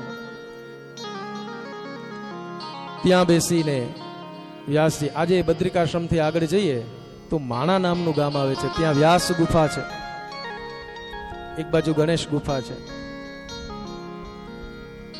બદ્રિકાશ્રમ બદ્રીનાથનું ધામ એટલે સ્વર્ગ જ છે. ત્યાં સાક્ષાત પ્રભુ બિરાજે છે. એ જે પર્વત છે નારાયણ રૂપ, એ સાક્ષાત પ્રત્યક્ષ નારાયણનું સ્વરૂપ છે. ગંડકી નદીમાંથી નીકળતા એ શાલિગ્રામ સ્વરૂપ એ પ્રત્યક્ષ છે. નૈમિષારણ્યના વૃક્ષો પ્રત્યક્ષ પરમાત્માનું સ્વરૂપ છે. અને પુષ્કરમાં જે બ્રહ્મકુંડ છે એ પ્રત્યક્ષ ભગવાનનું સ્વરૂપ છે.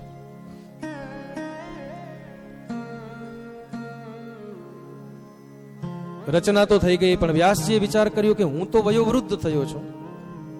આમ જુઓ ને તો વૃદ્ધ શબ્દનો અર્થ જ એ છે કે જે જ્ઞાનથી વૃદ્ધ હોય, જેની સમજણ પરિપક્વ થઈ હોય, જેની બુદ્ધિ પરિપક્વ થઈ હોય, જેનું જ્ઞાન પરિપક્વ થયું હોય, એને વૃદ્ધ કહેવાય.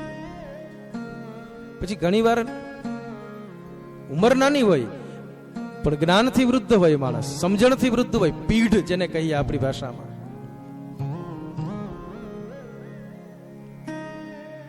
વ્યાસજીએ વિચાર કર્યો કે હું વયોવૃદ્ધ થયો છું, હવે આ ગ્રંથનો પ્રચાર કરવા માટે હું ન જઈ શકું, શરીરમાં એટલું સામર્થ્ય નથી.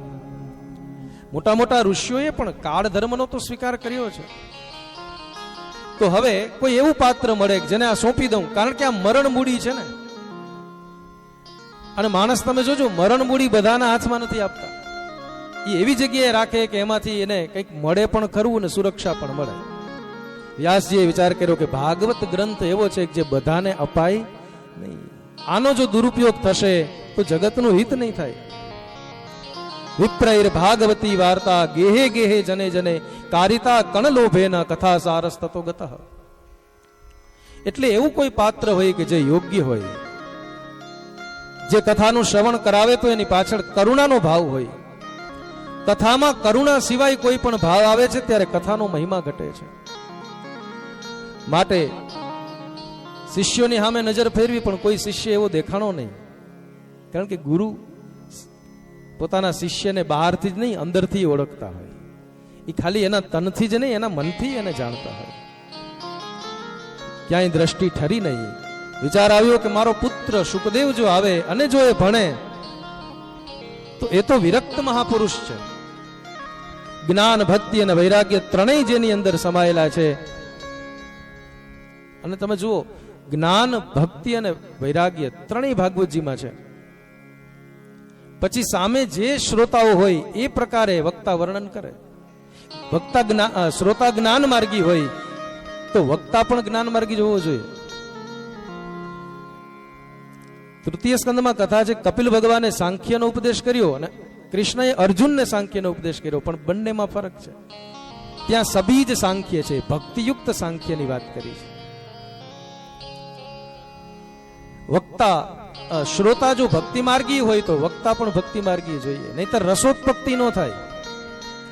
શ્રોતા અને વક્તાનું ટ્યુનિંગ જ ન થાય હાથ દી સુધી. પરિણામ સ્વરૂપ 7 દિવસ તો હેલા જાય, પણ કથાનો જે આનંદ મળવો જોઈએ મળે. અને શ્રોતાઓ જો વૈરાગી હોય તો વક્તામાં પણ વૈરાગ્યનો અંશ હોવો જોઈએ, તો કામ થાય. શ્રોતાઓ સંસારી હોય તો વક્તા સંસારી હોવો જોઈએ. એ જ સંસારીની વેદનાઓને, એના સુખને, એના દુઃખને સમજી શકે. વક્તાના લક્ષણો મહાત્મ્યમાં કહ્યા છે, એમાં કીધું, વિદક્તો વૈષ્ણવો વિપ્રો વેદ શાસ્ત્ર વિશુદ્ધિકૃત દૃષ્ટાંત કુશલો ધીર વક્તા કાર્યો અતિ નિસ્પૃહ.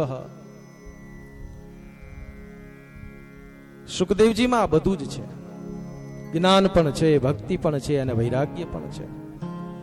પણ એ તો જન્મતાને હારે ઘર છોડીને નીકળી ગયા, હવે એને પાછા કેમ લઈ આવવા? એટલે 2 શિષ્યોને મોકલ્યા. શિષ્યો રોજ વનમાં જાય સમિધ એકત્રિત કરવા, કારણ કે ગુરુદેવ યજ્ઞ કરે તો એ યજ્ઞમાં સમિધની કાષ્ઠની આવશ્યકતા પડે. અને એ સમયની એ ઋષિકાલીન પરંપરા, જે આપણી પાઠશાળાઓની પરંપરા હતી, એમાં માત્ર ભણતરની સાથે સાથે ગણતર પણ શીખવવામાં આવતું. ખાલી પેટ કેમ ભરવું એ જ નહોતા શીખવાડતા. ડિગ્રીને જ મહત્વ નહોતું, ખાલી ટકાવારીને જ મહત્વ નહોતું. કેટલા % આવ્યા? માણસ સાચા અર્થમાં માણસ બને એ વિદ્યા, એ ભણતર હતું. આજે પણ તમે પાઠશાળામાં જાઓ તો તમને આમ અલગ જ વાતાવરણ દેખાય. નાના નાના છોકરાઓ વેદ ભણતા હોય, સવારમાં વહેલા ઉઠે, આશ્રમની સેવા કરે, આશ્રમને સાફ સફાઈ કરે, ગુરુજનની સેવા કરે, યજ્ઞની વ્યવસ્થાઓ કરે, પોતાનું બધું જ કામ પોતાના જાતે હાથે કરે. ભોજન કરીને ઉઠે તો પોતાની થાળી પોતે ઉપાડે અને સાફ કરે, પોતાના વસ્ત્રો પોતે હાથે ધુવે. આજે પણ આ પરંપરા પાઠશાળાઓમાં, કેટલી બધી પાઠશાળાઓ છે. આપણે અમે જે અભ્યાસ કર્યો એ અમારું સાંદીપની વિદ્યા નિકેતન પોરબંદર. 12 કે 13 વર્ષનું બાળક હોય અને ગુરુના આશ્રમમાં ચાલ્યું જાય.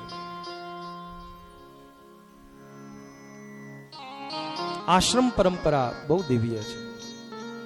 સારામાં સારો ડોક્ટર બનીને નીકળે યુનિવર્સિટીમાંથી, શિક્ષણ ક્ષેત્રમાંથી, પણ એ ડોક્ટર જો સારો માણસ નહીં હોય તો સમાજનું કલ્યાણ. સારામાં સારો એન્જિનિયર હોય ડિગ્રીથી કે પર્સન્ટેજથી, પણ એ સારો માણસ નહીં હોય તો કામ નહીં થાય. આ આતંકવાદીઓ ભણેલા હોય છે, સોફ્ટવેર એન્જિનિયર, પણ માનવતાના પાઠ શીખવાડવામાં ન આવે તો જગતનું કલ્યાણ નહીં થાય. ખાલી ડિગ્રીથી કામ બનવાનું નથી, મૂલ્યોનું સિંચન થાય, વેલ્યુઝ,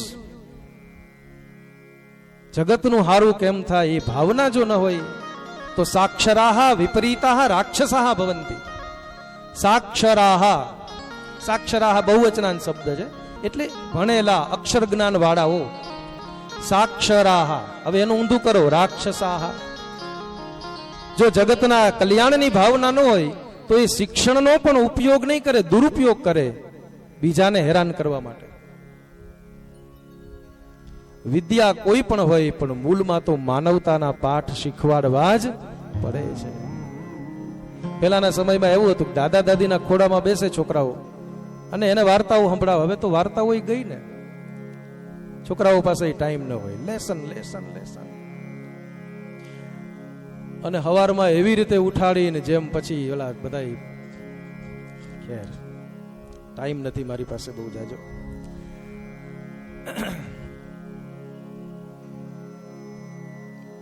માણસ બનાવવા છે કે મશીન તૈયાર કરવા છે, એ શિક્ષણનું કામ છે.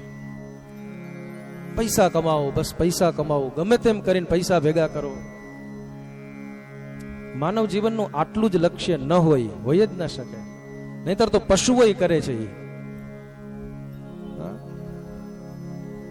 આહાર નિદ્રા ભય મૈથુનંચ સામાન્ય મે તત્ પશુભીર નરાણા ધર્મો હિ તેષામ અધિકો વિશેષો ધર્મેણ હીના પશુભિ સમાના. સા વિદ્યા યા વિમુક્તયે.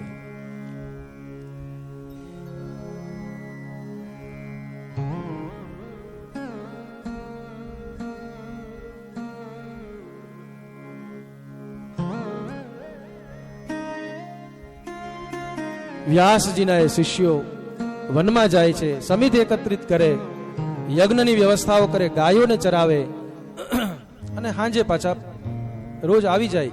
આવો ક્રમ હતો એનો. એક દિવસ વ્યાસજીએ 2 શ્લોકો એમને શીખવાડ્યા કે આ 2 શ્લોક તમારે ગાવાના. આવે છે વનમાં, ગાયો ચરે છે અને છોકરાઓ ભાગવતજીના શ્લોકો ગાય છે. ભગવાનના સ્વરૂપનું, ભગવાનના સ્વભાવનું વર્ણન છે આ શ્લોકોમાં. અને જ્યાં સ્વરૂપ માધુર્ય અને સ્વભાવ માધુર્ય ભગવાનનું જાણ્યું છે. સુખદેવજી એક વૃક્ષની નીચે બેઠા છે, નિરાકારમાં એક થયા છે. પણ કર્ણપુટથી જ્યાં ભગવાનના શબ્દ સ્વરૂપે કૃષ્ણ હૃદયમાં પધાર્યા, ત્યાં નિરાકારમાં જે ધ્યાન લાગ્યું તો એ તૂટી ગયું. સાકારની સામે કૃષ્ણ હૃદયની અંદર આ મૂર્તિ બનીને ઉભા રહી ગયા. હવે આ ચિત્તચોર જેના હૃદયમાં પ્રગટ થઈ જાય પછી એના ધ્યાન લાગે. આંખ ખુલી ગઈ. શિષ્યોની પાસે જઈને કીધું કે ભાગવતજી આ શ્લોકો તમને કોને ભણાવ્યા? કીધું કે અમારા ગુરુદેવે. બહુ સુંદર શ્લોકો છે, મારે ભણવા છે. કીધું કે આ તો 2 જ છે, આવા તો 18,000 અમારા ગુરુદેવ પાસે છે, આ તો સેમ્પલ છે ખાલી. અને વ્યાસજી ની પાસે આવે છે સુખદેવજી, ભાગવતજીનું અધ્યયન કરે છે. અને પછી પરીક્ષિત રાજાના જન્મ કર્મની કથા કહી. વ્યાસજી રચયિતા છે, સુખદેવજી વક્તા છે અને પરીક્ષિત શ્રોતા છે. ત્રણેયના વિષયમાં ઋષિઓએ પ્રશ્ન કર્યો હતો કે આ બધું કેવી રીતે થયું? વ્યાસજીએ શા માટે પાછલી ઉંમરે ભાગવતની રચના કરી?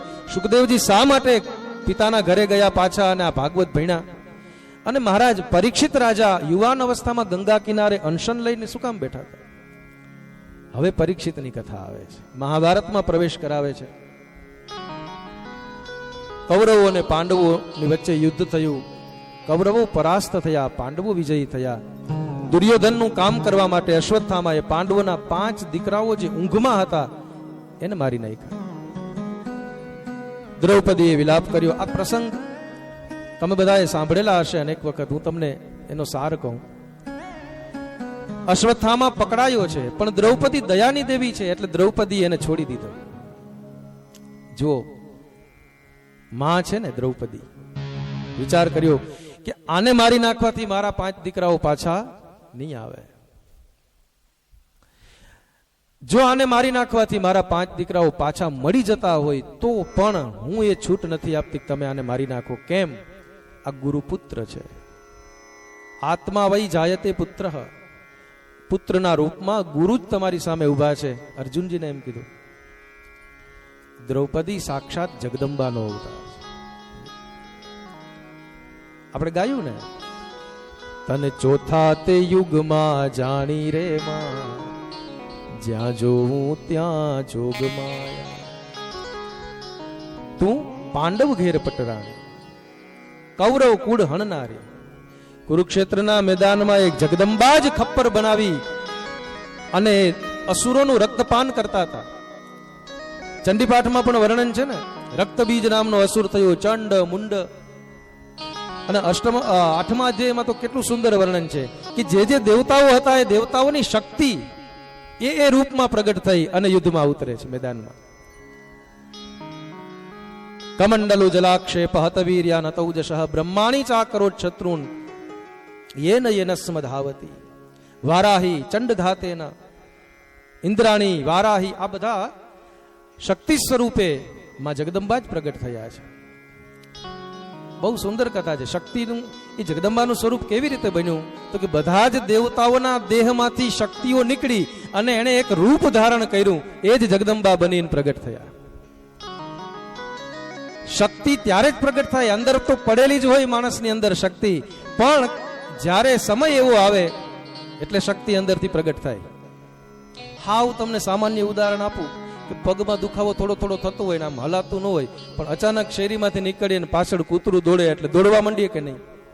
શક્તિ પ્રગટ થાય કે નહીં? ઘણી ઘણી વાર તો માણસ દિવાલ ટપી જાય, મુસીબત આવે, અસુરો પ્રગટ થાય ત્યારે શક્તિ પ્રગટ થાય છે. આ તમને સામાન્ય ઉદાહરણ આપ્યું કારણ કે થોડુંક તમે હળવા થાવ,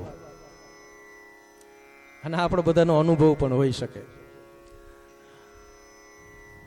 પણ ત્યારે જ એ શક્તિ આપણી અંદર જ પડેલી છે, પણ એ પ્રગટ ક્યારે થાય? બધું સારું સારું બરાબર ચાલતું હોય ત્યારે નોર્મલ લાઈફ હોય, પણ કાંઈક એવી ઘટના ઘટે એટલે અંદર રહેલી શક્તિ, પછી એ સહન શક્તિના રૂપમાં હોય તોય ભલે, અને પ્રતિકારીણી શક્તિ હોય તોય ભલે, પણ શક્તિ પ્રગટ થયા વગર રહે? પ્રગટ થવું એનું કાર્ય છે.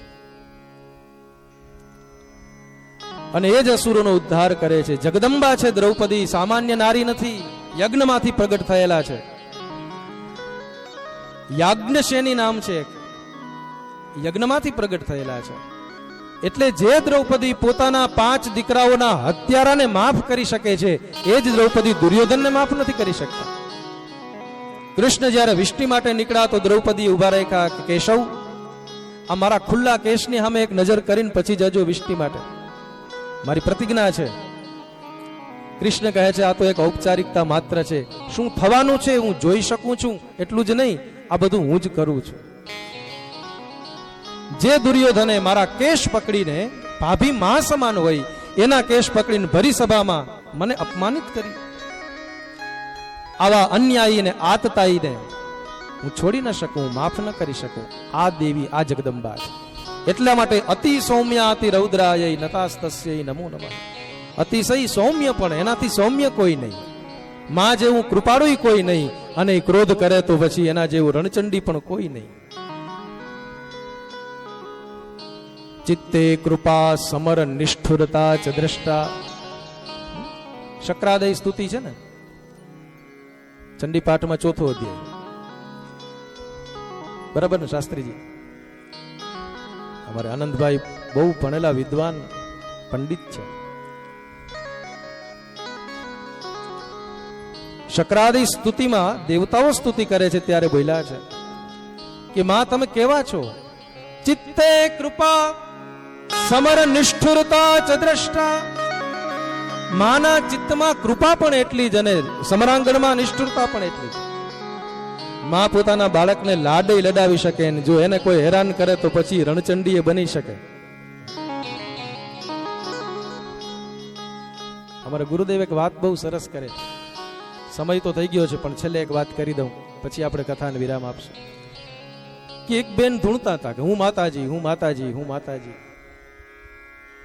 બધા પગે લાગતા હતા. ગુરુદેવ કે હું ત્યાં બેઠો તો જોતો તો મને એમ થયું કે માતાજી, ખેર જે હોય તે. ત્યાં કોઈ દોડીને આવ્યું કે બે બેન, ઓલા ધૂણતા હતા એને કીધું કે બેન તમારો છોકરો પડી ગયો, અને ઓલું ધૂણવાનું અચાનક થઈ ગયું બંધ, અને જે હળી કાઢી. ગુરુદેવે કીધું કે હવે જે પ્રગટ થઈ ને ઈ હાચી માં. પોતાના છોકરાને પડતો જોયો અને જે પ્રગટ થયા આનામાં, ઈ માં હાચી, એ જગદંબા. ચિત્તે કૃપા સમર નિષ્ઠુરતા ચ દ્રષ્ટા. પછી તો અશ્વત્થામાને અપમાનિત કરીને કાઢી મૂક્યો. અશ્વત્થામાએ બ્રહ્માસ્ત્રનો પ્રયોગ કર્યો છે. ઉત્તરાના ગર્ભમાં, ભગવાન ઉત્તરાના ગર્ભમાં જઈ ગર્ભરક્ષા કરી પાછા આવ્યા. કુંતાજીએ સ્તુતિ કરી છે, અને ભગવાને કુંતાજી પર અનુગ્રહ કર્યો, અને પછી દાદા ભીષ્મ પર કૃપા કરી છે. એ બધી જ કથાઓ આવતીકાલે આપણે જોશું. જે સમય છે એ સમયમાં આપણે સમાસ કે વ્યાસ પદ્ધતિથી કથાના દર્શન કરશું, અને આવી જ રીતે આનંદને પ્રાપ્ત કરશું. આવો કથાને વિરામ આપીએ પહેલા થોડી વાર હરિનામ ગાઈએ.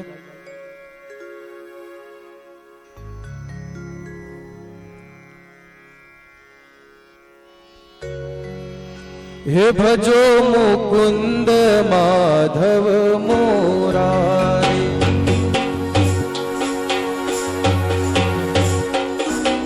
હે ભજો મુકુંદ માધવ મોરારી.